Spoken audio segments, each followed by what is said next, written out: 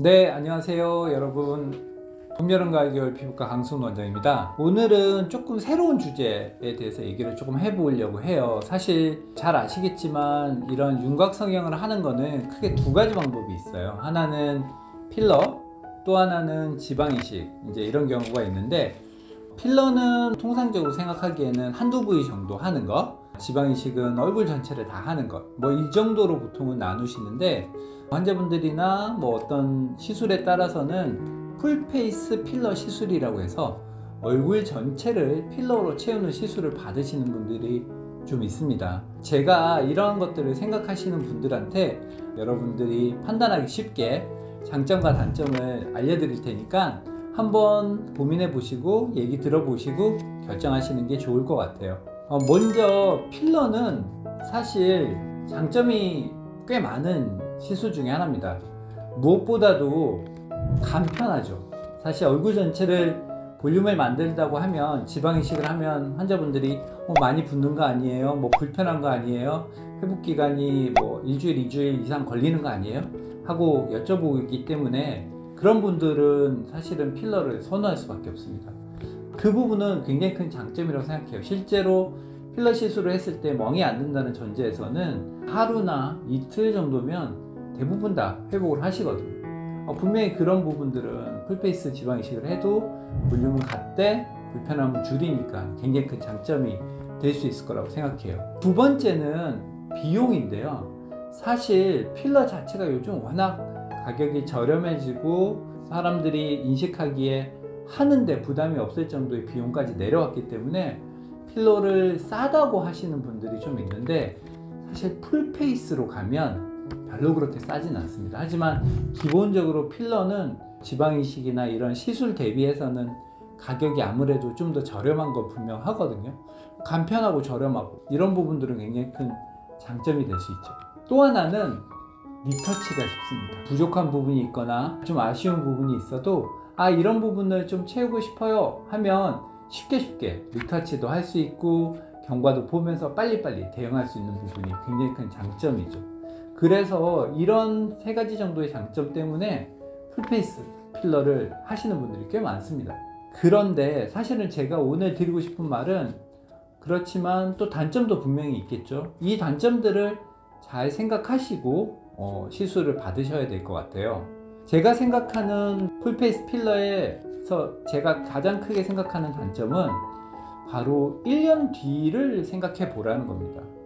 우리가 필러는 기본적으로 1년 정도 볼륨을 유지하는 기간을 가지고 있는데, 뭐 한두 부위 정도라면 그렇게 표시가 나지 않겠지만 얼굴 전체에 필러 시술을 받았다면 한 6개월, 8개월 이 정도는 너무너무 좋겠지만 1년이 지나고 난 다음에 볼륨이 빠질 때는 어떻게 할 것인가, 그리고 그 볼륨이 균일하게 빠지지도 않고 시간이 지나면 어디는 조금 더 빠지고 어디는 좀 덜 빠지면서 모양 자체가 틀어지기 시작합니다. 이런 부분들이 사실 풀페이스 필러를 했을 때 가장 큰 문제, 고려, 뭐 이런 것들이라고 생각해요.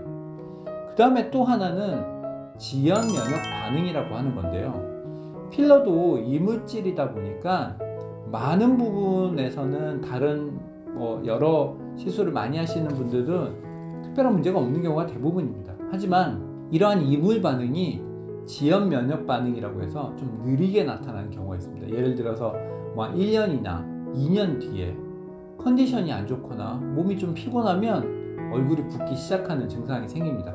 뭐 가렵기도 하고요. 물론 뭐 약을 먹거나 치료를 받으면 좀 가라앉긴 하지만 이러한 증상들이 감기처럼 계속 반복되는 경우들이 있습니다. 그런 경우에는 필러를 녹이는 게 가장 좋습니다.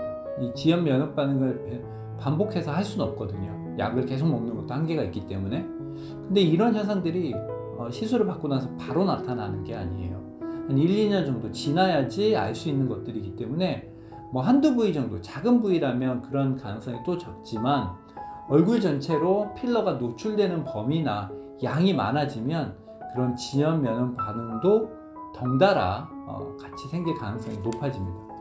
이런 부분들도 한번 고려해 보셔야 되고요. 또 하나는 녹이기가 쉽지 않습니다.